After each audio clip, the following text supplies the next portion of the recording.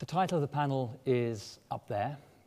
You can see what we're about. You can see from the colleagues that we have gathered here that we're well equipped to tackle this topic. And a number of our colleagues are here actively engaged in live projects. They're looking for partners. They're looking for support. I've asked them to be shameless in pitching for that to you. So hopefully some good connections to make over lunch. So what's the climate group's perspective on this? First off, important to say, we are believers in the challenge model. So we come at this from a positivist agenda. We support the Dutch postcode lottery's Green Challenge. We'll hear more about that. We work with Living Labs Global, and in San Francisco earlier this month, 23 solutions were adopted by 23 cities to tackle specific problems around sustainability. We're really excited to be working with Marblar, and we'll hear more about that from Dan.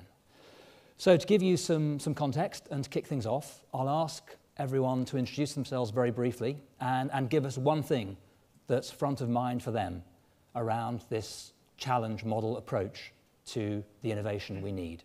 So, Nick. Good afternoon, everybody. My name is Nick Christy, and I'm founder and CEO of a company called CINTEP. We won the 2011 Green Challenge, which is the world's most valuable clean technology competition. And what I would like to talk about today is what's great about the competition and also the ways in which I think it and other competitions could be improved. Scott. Hello, I'm Scott Cain. I'm from the Technology Strategy Board, which they don't like me saying this, but it's a quango. It's a public funded entity.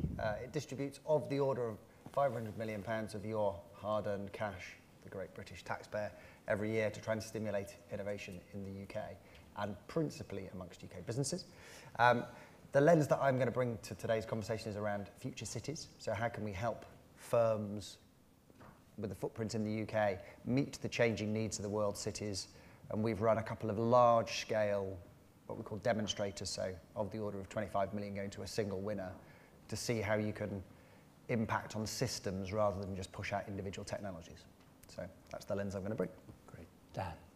I'm Dan Perez. I'm a PhD student right now at Oxford, and I'm currently the founder and CEO of Marblar. And what we do is we crowdsource market applications for dormant and emerging technology. And right now we're working with Ikea as well as the climate group on a new challenge, which we'll talk about in a bit, about actually catalyzing some latent innovation, some dormant innovation towards creating tomorrow's low-carbon solutions. My name is Matt Stanley. I'm in the Sustainability Innovation Group at Ikea, based in Sweden. We are, and I'll get into the kind of Ikea's sustainability strategy in a little while, but one of the things that we are very much interested in looking towards is finding the right partners and companies and technologies to be able to help deliver on our sustainability strategy. And some of the work that we're going to be doing with the Climate Group and Marblar is really looking at how do we help identify solutions that can enable millions of people and customers to live more sustainable lives at home. Thank you. Dax. Dax Lovegrove, WWF UK, and I think the big thing is to steer innovation onto tackling hotspots. Great. We're going to deal with two key themes in this panel. The first is looking at, I guess, the return on investment involved in operating the challenge model.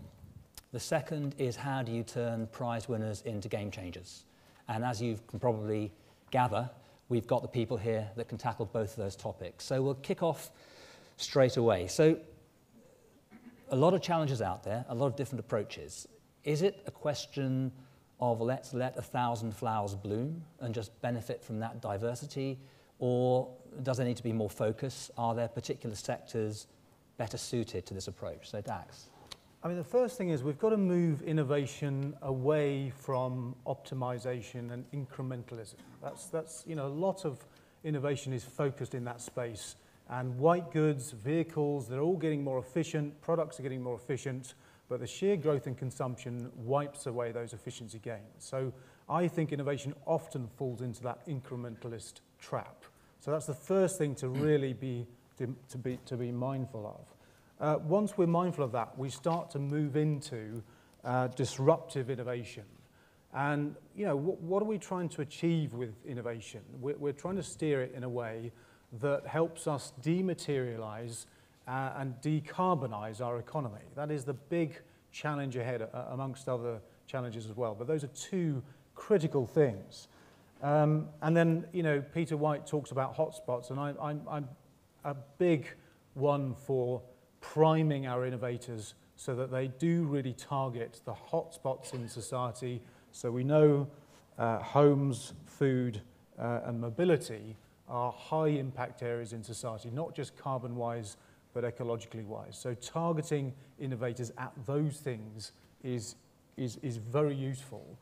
And then if you start to think of the glimpses of positive things that are starting to emerge, so one example is collaborative consumption, a fascinating sort of emergence, but it's really the small players on the fringes who at the moment are dabbling with this stuff. There's an explosion of small entrepreneurs using digital networks to really bring collaborative consumption to us.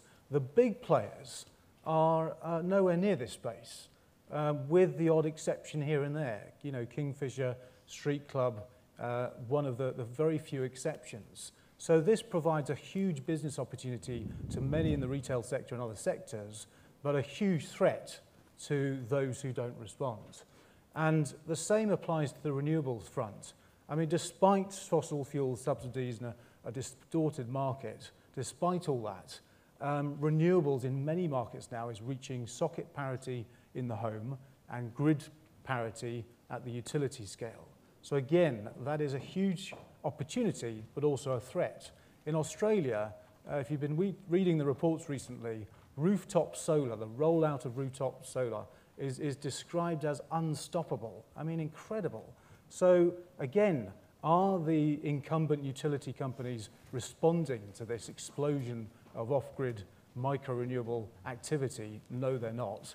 And I keep sort of harking back to Kingfisher, but it's fascinating that Kingfisher is now supplying micro-renewables to customers, trying to pinch customers off British gas. I mean, wow, what a market to tap into.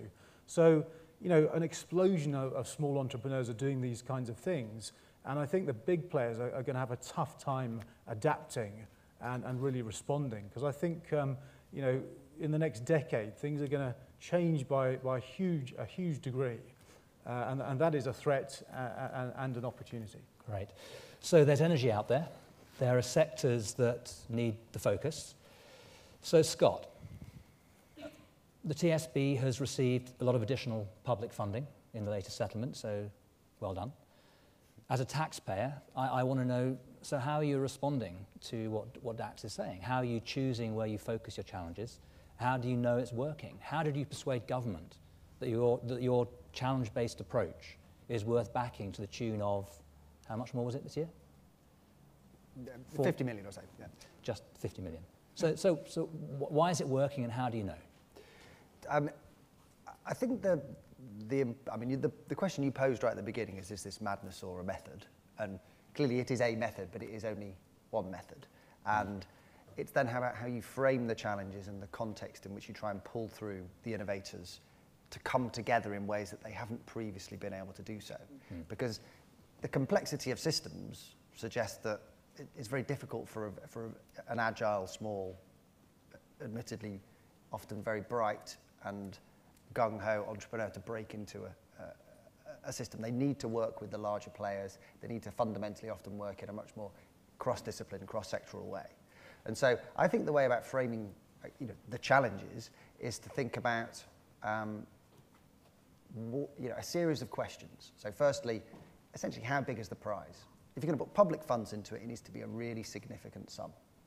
So if essentially, is the view worth the climb? The second one is, what's the timeliness factor? So why is this market about to take off? Why hasn't it taken off in the previous 5 years? And why are you slightly ahead of the curve? Is it going to be something where the technology and the finance and the governance and whatever needs to come together are unlikely to do so within the next 5 to 10 years? The third thing is, from a UK government perspective, is does the UK have what it takes to play in the Premier League? So in terms of the nature of businesses and startups, but also more mature businesses, but also the science and research base. And then the final question for us is, if it's such a good opportunity, why do you need public cash? And so, for example, a slightly different method, but something's called catapult centres, so they're world-leading technology and innovation centres. Those are the 4 questions that we posed, and actually each of the markets that we are developing those kind of centres in, so to give you an example, future cities is one, high value manufacturing is another, offshore renewables, they've passed a series of quite rigorous economic tests. But there are also some soft factors at play, and then it's then about the appetite that's out there in the market for the innovators to come forward with the ideas that they have, and then also from the context in which those innovations need to flourish, the appetite from the current ecosystem, often to be open to disruption, or actually just to have sufficient conditions in play to be disrupted. Thank you. So Nick, you are a winner. Yep. That's been established. Yep. But I can imagine that as a young company, it's, you know, there's an opportunity cost involved in engaging with the kind of system that Scott has described. So I know that you're a big fan of the Dutch postcode lottery. We can take that as read. How did it feel? I mean, what was the challenge of participation like from your perspective? Well, I think like anything, it comes down to preparation. The Dutch postcode lottery runs a competition called the Green Challenge, which this year's competition is actually open now. It's a competition looking for business plans to launch technology that will have a significant global impact on reducing CO2 emissions. There's very few criteria outside of that. The first prize, if you win it, is €500,000 in cash, which is a lot. There's a lot of competitions out there, but there's very few that give you well into 6 figures and give it to you as cash, and the second prize is €200,000. So winning felt absolutely amazing, but it probably took cumulatively 3 to 4 man weeks of company time to put everything together, to enter the competition and actually go and attend it. And if we hadn't have won, then it probably would have felt significantly less worthwhile. But I think there's a whole series of questions and things being talked about here. And one of the questions was, do challenges like this accelerate companies? And from our perspective, absolutely. For a start, we got €500,000 in cash, which is, I'm sure everyone in the room, if you had a startup business, would find that extremely useful. But we also got an amazing amount of exposure and publicity and attention from some very significant people, some of whom are actually in this room. On the day we won, I had a personal message from Richard Branson. All 6 finalists had personal messages from Bill Clinton. We had a message from Brad Pitt, which was quite surreal. But the next day, we were in the New York Times. Yeah. And 2 weeks later, I got sent an email. Someone said, here's a photo of you on a billboard in Times Square. And there was me on a billboard in Times Square. Within a year, we'd been voted one of the 10 most important inventions of the year by a magazine called Popular Science. That goes out to 7 million people in 9 countries. We were listed as one of the 30 most disruptive innovations going on anywhere in the world by Business Insider. And we got an $800,000 follow-on grant from the Australian government, which more than doubled the value of the prize money, and then we were relatively smart and put it through some tax credit schemes for research and development, and ended up turning the €500,000 into about €1.4 million. So it was a huge accelerator for us. But if it's a journey, it's the first stage. And the next bit of the question was, how can the challenge models be improved? And I think Dax said ecosystem, and we've talked a lot about collaboration. And I have this phrase, I say sustainability has to be sustainable. And what I mean by that is, if it's just a good idea, but no one wants it or no one's prepared to pay an economic price for it, it's not sustainable.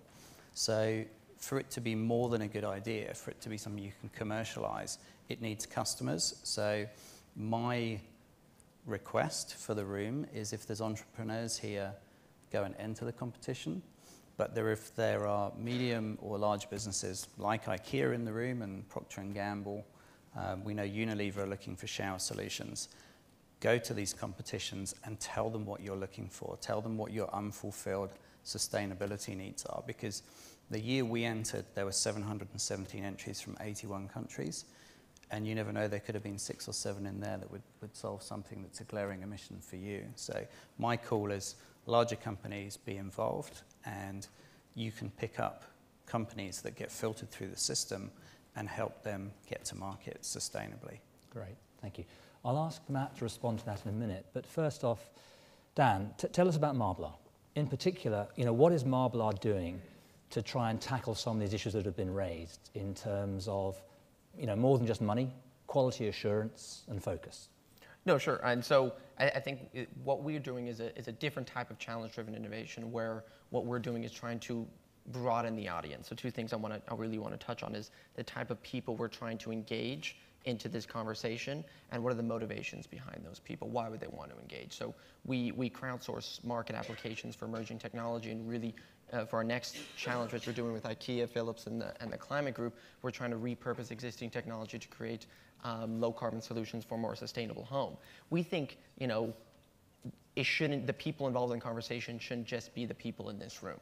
We think there's a lot of people out there who are engineers in various different settings who could rethink products and rethink solutions to actually reduce carbon, but in their day jobs and 99% of their time, if not 100% of the time, they're never involved in that conversation. So we want to actually broaden that, bring in different perspectives to provide a kind of a fresh pair of eyes and some new approaches and new ways to do it. And what we found in terms of like the user base of Marblar and why people enjoy kind of competing in these sorts of competitions, money is one of the last things they talk about. And I understand if it's like a business plan competition, that's a big draw. But for people around the world getting involved in Marblar competitions, really what they're doing it for is, partly the prestige. Okay, this is kind of a cool competition. If I win, that's a big deal. They're looking to solve a big problem. So maybe they're an engineer at an aerospace firm. They know their engineering really, really well, but they work on these niche problems all the time. And so looking to, can I actually use my skills somewhere else, right? They're also looking to demonstrate their mastery, right? We have a lot of people with incredible technical skills on Marblar, and they come home and their girlfriend doesn't know what the hell they do, right? But they could come onto a community and a platform, and they could share their ideas, hear feedback from other people, and believe it or not, the data suggests that's a very, very large motivator, being able to just demonstrate your mastery. But also the camaraderie. What we've done with Marblar, we've really thought and looked at the data of why people get involved in these sort of challenge-driven innovation prizes, and you realize that camaraderie is a big deal. Being able to collaborate with people from around the world, being able to put your idea out there, give input to other people's idea, that in itself is a big draw. And then again, kind of back to that purpose, right? Wanting to be solving a big problem, wanting to show that my skills are being exploited maximally. And so that's what we've tried to build with the Earth Hack, with Marblar overall. And then yes, there is prize money involved, but the prize money isn't. We try not to make it life-changing, because again, the data suggests, and we try to think like scientists, that if the prize money gets too big, you actually get poorer results for the type of competitions we do. People start thinking about the prize money, and they don't start thinking about the actual problem. And there's like a great data out of MIT and the University of Chicago that shows as prize money goes up in certain challenges that involve intellectual skill, the quality of the responses actually does go down. So you need to, cross a certain threshold to where prize money, is no longer an issue, and then you start tapping into those other motivations. And so that's what we've tried to do with the Earth Hack. And the Earth Hack is live as of right now? Yep, as of like 30 minutes ago. So you go to marblar.com, and so if anybody has some ideas of how they could repurpose, modify, or combine existing technologies, and we're looking for ideas around design, around new material science, around lighting. You might say, I could modify this appliance that consumes X amount of energy, and it might be, fairly behavior dependent, right? Let's say, for argument's sake, it's a kettle, and people often heat too much water in their kettle when they only need 1 cup. I'd modify a kettle to forcing people they could only heat 1 cup at a time, right? And believe it or not, if you heat just 1 extra cup of water, that's enough energy to light a room for 6 hours. It's like a shitload of energy. And so we're looking for ways to really alter technology or modify technology or recombine technology. You might say, you know what, I work in aerospace. I could take this piece of technology that's used in airplanes and use it in a water system at home. Or I would modify the existing systems and subsystems in a home. The ventilation system interacts with the heating system, interacts with maybe the water system. How would I try to reimagine those to reduce our carbon output? How would I reimagine some technology to affect human behavior around the home, knowing that human behavior is a spectacularly dispositive effect on the amount of carbon emissions? Dan, thank you very much. Yeah. At this point, I'd like to bring in Matt from Ikea and also segue into the second theme we want to explore today, which is, converting prize winners into game changers. So Matt, you represent a company which we hope will take up innovation. Ikea is out there wanting to make a difference. So what does this landscape look like to you? Ranging from the high-level strategic, the Marblar style, the hot spots, the guy actually trying to get this done. How do you see it? What needs to happen to make Ikea really see this as a productive dynamic that you can use? So I'll just step back for a second, because Ikea, the reason kind of on this panel in the first place is, so Ikea has launched our People and Planet Positive Sustainability Strategy for 2020. If you step right back to the beginning, Ikea's main mission is to create a better everyday life for the many people. And there's three main pillars of our sustainability strategy. One is that we want to inspire and enable millions of customers to live a more sustainable life at home, and that's very much around our product range. We want to be able to be resource and energy independent, and what I mean by that is we want to take much greater influence and control over the main resources we consume. If you think of wood, if you think of cotton, if you think of the raw materials that go into our production, our plastics and materials. And we want to be energy independent, so we actually want to produce more renewable energy than we consume by 2020. Today we're 32%, going up to 54%, and pretty close to 70%. And that's by owning the assets. That's by owning wind farms, solar PV, biomass. And the third pillar is really around creating a better life for the people and communities in which we operate. That's coworkers, that's supply chain. Ikea has 140,000 coworkers. We have 1 million plus suppliers or people within our tier 1 supply chain, and we probably have close to 2 million within our tier 2 supply chain. And having an impact on them to make sure that they have a good quality of life is fundamentally important to how the longevity of Ikea. When I look at the more sustainable life for millions of people at home, there are many areas where we can have a big impact. And yesterday there was a good comment by a competitive CEO talking about pick where you need to focus, or kind of pick your areas where you think you can have an impact. And if you look at Ikea's home furnishing range today, we can have a significant impact on how you consume energy, how you generate energy potentially in the future, and how you manage your energy at home. We can have a big impact on how you utilize water within the kitchen, within the bathroom. We can have a big impact on how you actually manage, store, reduce, repurpose your waste, and ultimately create waste as a resource. And a lot of that is very much through product and kind of behavior modification, sometimes not even behavior modification. It's very much the technologies that we now start to push into the market. So in 2015, Ikea will only have LED lighting within our range. And that's going to have a significant impact. That's 20 years, 85% less energy than incandescent bulbs. And just by doing that and making that affordable to as many people as possible, we can have a really, really big impact. Because Ikea has about 770 million visitors a year, and our goal is to double the size of the business in the next 8 to 10 years.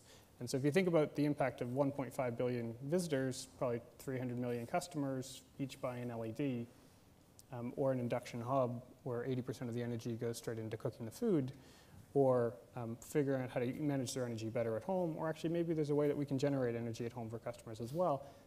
We need to be able to do that in the most cost-efficient, scalable way. And there are too many companies and too many ideas on the market today to be able to, and not enough eyes at Ikea to be able to spot those opportunities that will help us to find and identify those solutions that can be brought into Ikea's range and developed as part of our product offer. We have a series of specific goals that we want to be hitting around energy, water, waste for customers, and some of them we know how we're going to get to, and some of them we don't yet. But we view the innovation team specifically, if you step back a little bit, Ikea has had a closed innovation process. It believes and has created most of its product, 9,500 articles every year in every store, through a small town in Älmhult, Sweden, the middle of the forest. But we recognize that some of the solutions are not going to come out of Älmhult, Sweden, and therefore we might need to look a little bit beyond the Swedish border. And I think as a result of that, we started to explore different areas where we think innovation and more open innovation processes can support us in that development. But we have picked specific needs. And we're not doing kind of a wide-ranging open innovation for everything that we want to solve. It is, let's go after thematic issues, and let's figure out the right partner, and let's try different business models to innovate. So with Marblar, what do you see in Marblar? The theme is the sustainable home, so key theme. What do you want out of it? Why are you involved with Dan? For us, we've dabbled a little bit into open innovation. This is another experiment in many ways for us. We want to create we want to find and then figure out how to enable scalable and affordable solutions for millions of people. Yeah. And a win for us off the back of this is to try to create 3 or 4 companies or companies or technologies that we can figure out how to bring into IKEA and work with them to rapidly prototype new concepts and potentially bring them into our range in the future. That's a win. For us, there are many different kind of ways that you can measure the impact here. But if we can identify 2 or 3 technology solutions that can have a tangible impact on millions of customers over time, then that's a win. That's great.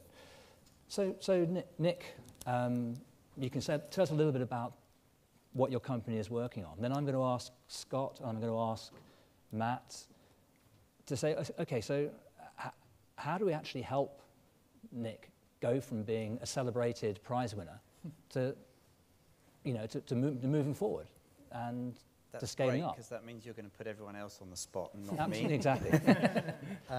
What we do, we make the most efficient shower systems in the world. And what I've really enjoyed in this conversation is people are saying things here which I think we can tick the boxes and say we're doing that, we're doing that, we're doing that. And I think Dax talked about hotspots. So the home is one of them. And the reason we made a more efficient shower is showers are the biggest use of drinking water in the house and the second biggest use of energy after space heating and cooling.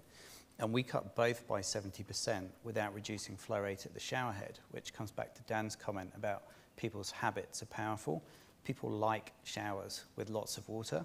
So making them more efficient by cutting the flow actually is not a great idea because people want to go back to their higher flow showers. And what we've basically done is created a product that gives you a 70% water saving and a 70% energy saving. You don't have to do anything different and you don't have to sacrifice anything, so you can keep your habits, you can do everything the same, and the technology does the heavy lifting.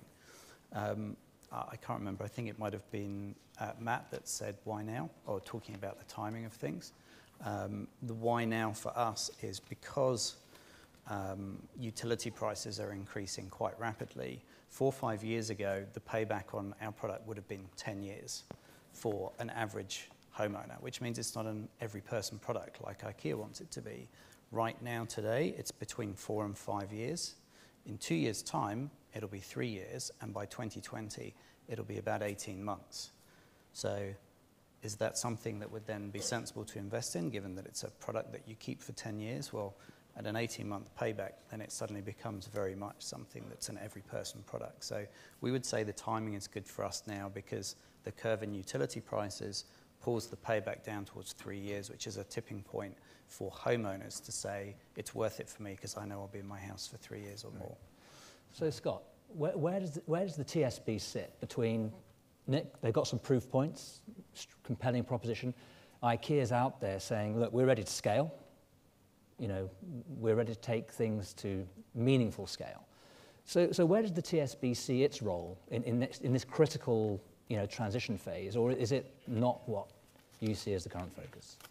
So I think if you take the very specific example, the reason for creating things like the catapult centres is to try and bring the players together in a physical way as well as a digital way. Because what we're increasingly seeing is that if you are looking at whole home, whole area, whole city type solutions, what you fundamentally need to do is to bring the smaller players, the small innovative businesses together with the people looking at the finance. Yep. Because actually what you're looking for is patient capital, basically. Mm-hmm. Your business could largely scale, I suspect, with the right kind of business model and financial partners. Yes, yeah, absolutely it could. So it's bringing the world of finance together with the world of large developers. Yeah. actually. So if you can be deployed, it might be through social landlords, it might be through large-scale developers at scale. That brings your unit costs down. That therefore brings your payback period down. That's exactly the sort of thing that the catapults are seeking to do. I think a little bit like IKEA,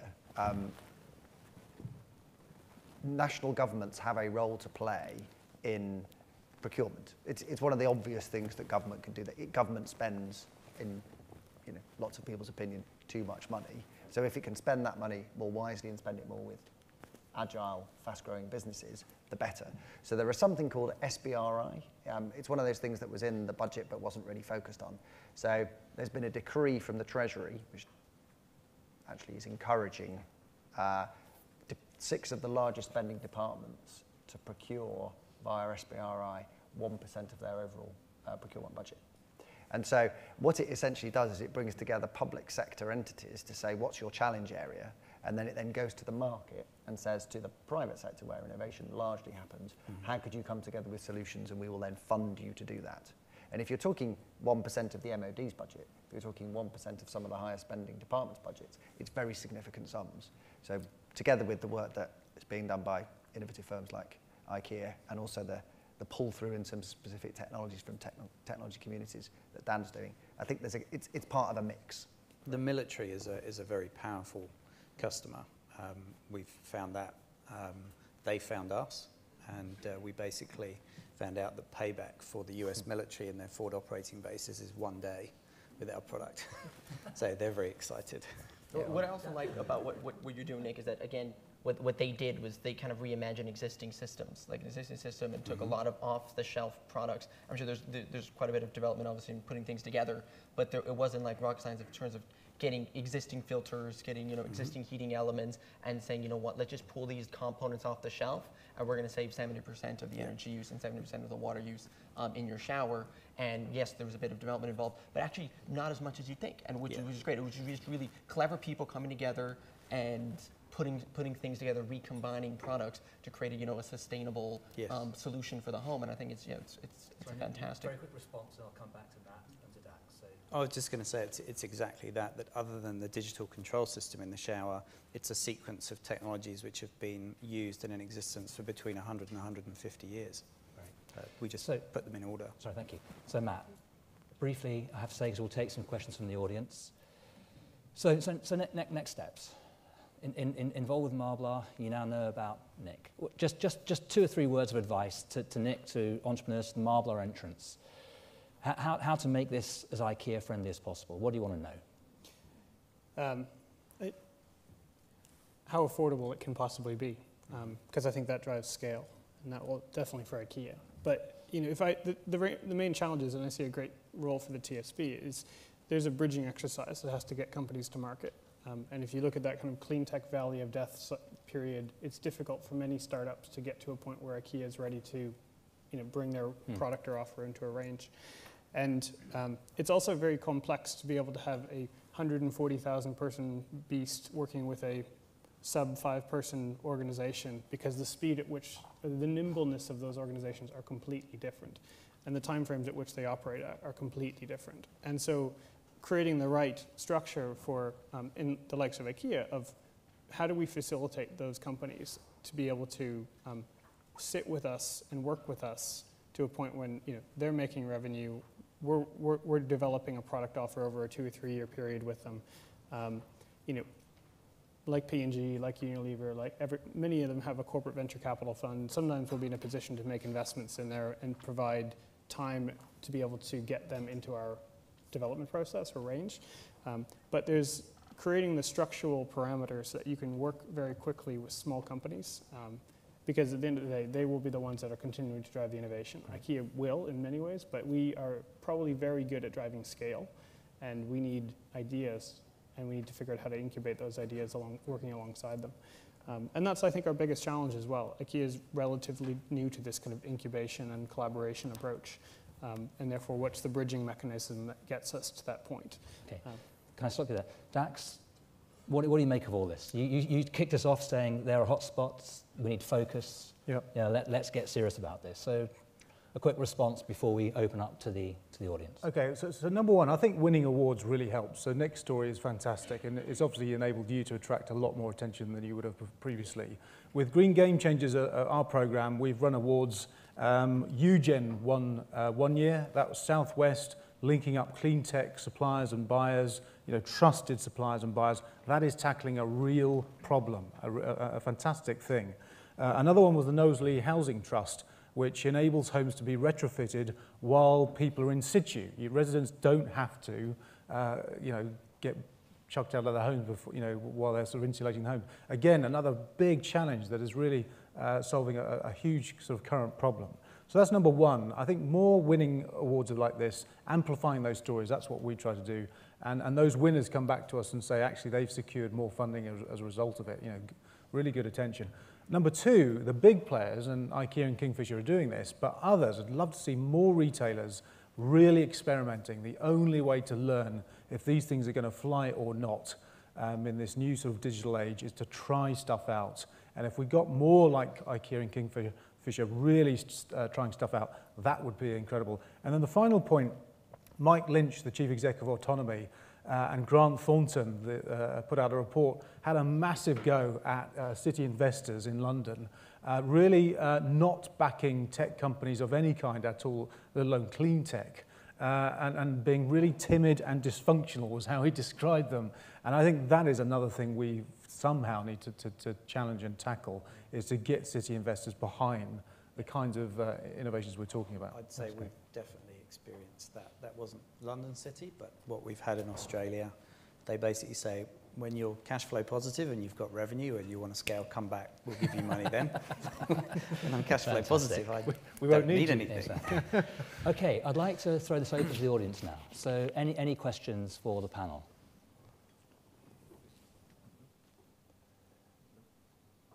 Okay, we have one here. This is for Nick Christy.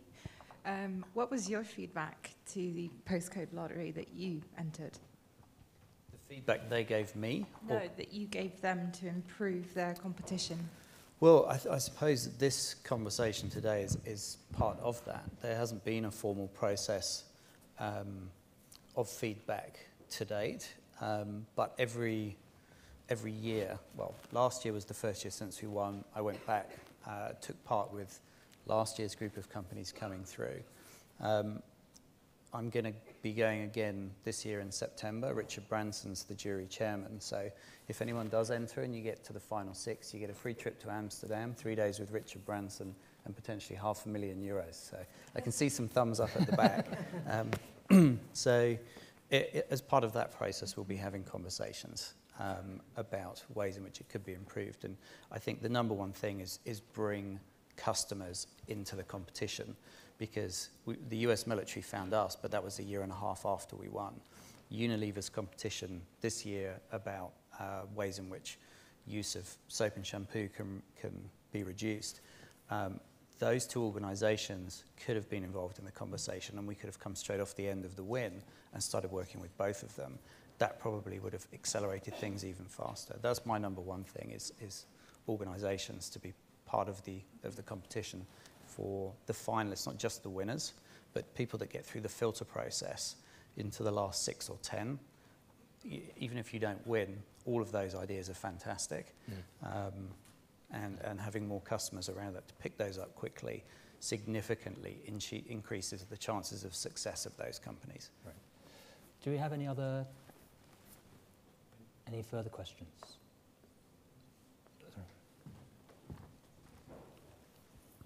Just a very quick one, Robin Woods again, around crossing the chasm, because it sounds like from what everybody's saying here that we can pick winners. That's something that's going on all over the world right now, and that's great.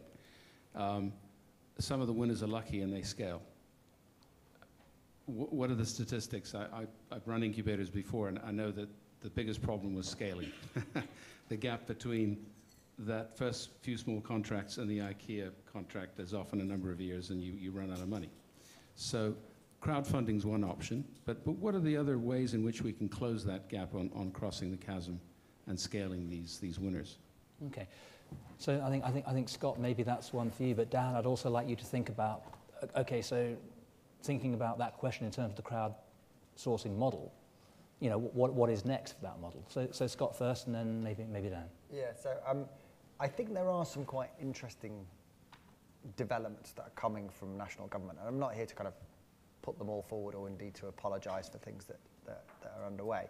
But I think there's something called the Seed Enterprise Investment Scheme, which I think is very interesting, which in effect means that you can invest as an angel up to, it's around £100,000. And should that business be successful, your capital gains is much lower.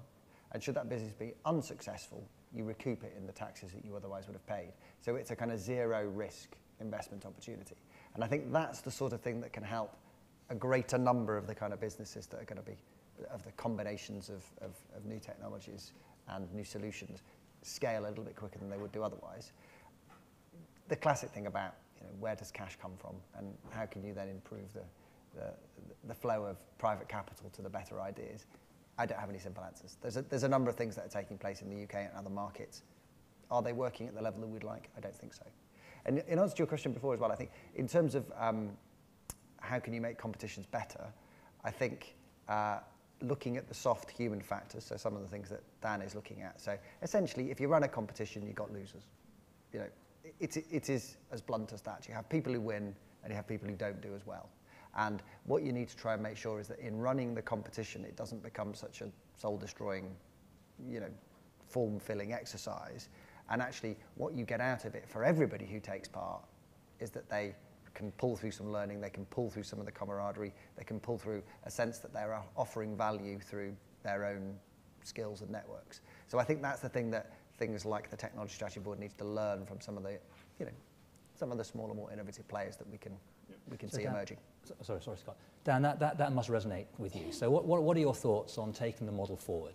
You know, sure. So I mean, what we do with Marblar, we get a lot of ideas. And yeah, the question is always like execution. Okay, this is a great new idea of how to create this new product. And one of the things that we've learned is, yes, execution is 99% of it, which is obvious to anybody. And that's what's great about the Earth Hack is that we're, from the get-go, we're getting Ikea and Philips involved in the conversation. They already have this process of scale. They already think about scale. They already look at an idea and say, okay, great, that saves a lot of carbon, but you know what, the price point's too high. This, you know, we know our customers, this just wouldn't work. To where they could actually take quite a bit of that commercial angle at it that maybe some, you know, garage inventors might have difficulty doing, but also if they do like an idea and they're looking at the ideas, you know, from the get-go, they could say, okay, how would we, you know, put this in our product line? How would we design this? How would we price this? Where would we initially deploy it? And so involving people, Nick had mentioned it as well, involving the customers as early as possible, looking at some of these innovative ideas is a great method of doing that, kind of like to reach that scale. One thing I did want to touch on was the users and or the competition entrants. And yeah, what's a great, I think, metric for any sort of competition and people who are running competitions, look at your repeat entrants. With Marblar, we have a lot of repeat entrants, even though 99% of them never win. Right? You want to make sure that 99% are getting something out of it. You know, believe it or not, like the data suggests even online points work. Right? And so what we would do with Marblar, we give people badges, we give people online points. If you're a finalist, you're recognized for that. If you help contribute to somebody's idea in a meaningful way, you're recognized for that. And you find, you know, those recognitions aren't meaningless, right? They might not come with cash, they might not come with a job offer, but they do. You are recognizing somebody's contribution. You know, if they spent 1 hour, 2 hours, or 3 hours trying to think of this idea, or trying to refine somebody else's idea, or poke holes in somebody else's idea, you want to at least recognize them for that, at least comment on that. And we have a host of judges that are participating in this challenge with the Earth Hack, people who are experts in clean tech. We have the former Director General of CERN, who's like, you know, judging it. And you know, if somebody puts an idea forward and maybe it doesn't win, maybe they get feedback on their idea, right? You know, maybe you could have taken it in this direction, so they walk away like, hey, you know, that wasn't 2 hours wasted of my time. Somebody of Ikea, you know, left some thoughts about this. The former director of CERN, you know, gave me some thoughts. Could I bring in Dax and then Matt? And then I think we have one more question, two more. We'll see what time, but certainly one more question over there. So Dax and then Thanks, Matt. Ben. I'm sensing time's running out, so to answer a little bit of your question, I mean, the reason for this conference is really to encourage the bigger multinationals to publish, to develop and publish a net positive plan, as we see with Ikea and Kingfisher. I would love to see more blue chips stepping forward vocally, boldly, publicly, with net positive plans that have a disruptive innovation strand to them, and to use the phrase that came up earlier today, to enable them to cope with and drive disruptive innovation, because you don't want to end up like the next Kodak. Matt, very briefly, and then we'll take another question. I think for us, it's just figuring out how do we, there are too many good ideas. We don't want to be picking winners so early on in their development, but there's also a limited amount of time that IKEA and a corporate can invest in multiple different companies because they require a lot of effort. And there are different mechanisms for us. There's a venture capital fund, there's different financing options that a corporates can provide and IKEA can provide. But there's still a huge role for government to play for a period of time to get us over that chasm. And I don't know if that's an answer, but it's kind of it's a fact of how the systems are set up right now. Okay, so there's still a key role in taking that first risk. So I think we had a. Can I abuse my position? Yeah, please. Is innovation possible in big organisations? Because it seems almost. My experience is that innovation doesn't flourish in big organisations. They are incumbents. You potentially cannibalize your profitable existing business. You have assets you're invested in, and you tend not to reward disruptive behaviour within a big structure, which is why the conversation has tended to focus on really, whip-smart, bright ideas, which then have to be husbanded over that fragile first 6, 9, 18, 24 months. And I just want to, how we in 3 years, okay, at least, or 5, or however it might be. And yet, very ordinary ideas might be flourishing in big organisations with the resource to invest in it themselves. Okay. So is there something? I know clearly IKEA may be different. Being boring or daring? Come on, tell us. From IKEA's perspective, we're really good at incrementally innovating our own product range, and we're not great at building brand new businesses off the core. But that's something that we want to take greater risk at. And how we manage those risks, it will be a learning curve. I agree entirely. It's hard to do disruptive innovation and cannibalize your own business.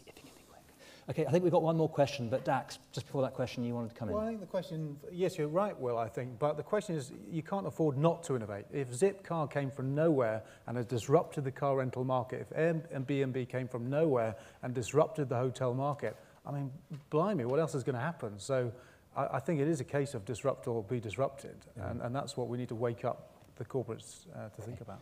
Sorry. Tim Held-Glasson from Energy Bank. I'd like to think that the startup I'm leading is a disruptive model. And if I think about the opportunities for seed funding and competitions is clearly one of them. One of the challenges that I've seen in many cases is that the criteria is so predefined and constrained that they cut out the opportunity for disruptive innovation. And so I guess I've got a question for Scott, which is that you're leading the technology work in the Technology Strategy Board. And when I look through Technology Strategy Board, it's obviously all about technology. And the implication is that the innovation is going to come through the technology itself, that there will be a better toaster or a better wind turbine, as opposed to a disruption in the business models around toasters or around wind turbines, which is where our business sits. And I would love to see greater innovation from the competition makers around enabling that. Thanks. I think it's a really good point. There's some truth to say that the Technology Strategy Board doesn't just do technology, it doesn't do strategy, and it's not a board. So, but otherwise it's a brilliantly named organisation. It is also true to say, and I think that the Future Cities, which is the bit that I work on, is an example of this, is that we have had that epiphany, which is tech push will only get you so far. So spinning out technologies from the science and research base is a very valid way of scaling businesses, but it isn't going to lead to the level of innovation ultimately that we need. And so therefore, going to a much more challenge-led approach, i.e. how do we enable the world's cities to function much more effectively, to have good quality of life, to have a reduced environmental footprint and greater resource efficiency, and actually to be good places to live, is posing a big, hairy challenge. And actually what we're looking for in creating the catapult centres is to bring together the various parties that will enable that to happen. The mayors, the city leaders, the financiers, the larger businesses that will pull through the other smaller businesses to then disrupt and bring them into the supply chain. And I think you're absolutely right. I would say if there is one thing that is very, very well suited to the stage of your business, is there's something called SMART, and you can do prototype, you can do all sorts of things. It's not large amounts of cash, so it depends what stage you're at. But actually, I would say for any business, there's a SMART is ready for you at an early stage. Great. So Matt and then Nick wants to come in as well. For us, we're conscious of that. I don't want to go out and crowdsource the next shower head. You know, we want to look at solutions on how you can manage your water. And there's lots of ways you can do that, for example. And sorry, that's not directed at him. It's just a reference. But are they 70%? But, you know, but it's a good case study on the panel. But I find it's quite interesting. Yesterday we heard from Nissan, and you know, Nissan Renault spent $4 billion making the car look like a car, but better. You know, and there's a real question on how, you know, there's lots of ways we could have changed the business model around mobility there. And I'm not saying anything negative against Nissan. It's just a lot of technology, a lot of companies and people want the same thing because they don't want to change, but they want it to be better. And I don't think that's always the right solution. It's a really interesting kind of case study almost on how you look for solutions and then actually create behavior change to access those solutions and desire those solutions. Nick. Yeah, this might sound a little bit facetious, but if you're starting up a business that is going to be disruptive and to end up being successful, there's many things you're going to have to do, but 3 of them are break the rules, sell, and be persistent. So if there are competitions out there that you think you have a really, really good chance of winning, but the rules keep you out, try and convince them to change the rules and tell them why it's a good idea that they should, because that's selling, which is a skill you're going to have. And if they won't listen to you, go and find another competition that either you can get into or you can persuade them to change the rules, and be persistent, because it's easy for me to sit up here and say, I'm a winner, we got this, we were in this magazine, we got that grant. That's about 2% of everything we tried. The other 98% was a disaster, but I never get asked about that. So be persistent, sell what you're doing, and and don't worry about other people's rules. If what you're doing is rational and makes sense, eventually people will start paying attention to you, and you'll get a following, and it will become successful. If you can't do those things, then it was a good idea, but it was never a business. Right. Thank you. I think that's a fantastic way of wrapping up. I'd like to thank all the panel. I think you've all been extremely frank, and that's what we need. If we waffle around this, we'll never get where we need to be, and frankly, we need to get a long way very quickly. We're at 400 parts per million. A few years ago, I was being told we must never get to 400 parts per million. Well, we're there, and we've got to do something about it. We've got to do something about it quick. So, once again, thank you all for your contributions. Visit the Marblar site, talk to all the guys. They'll be here over lunch, and thank you all very much for listening.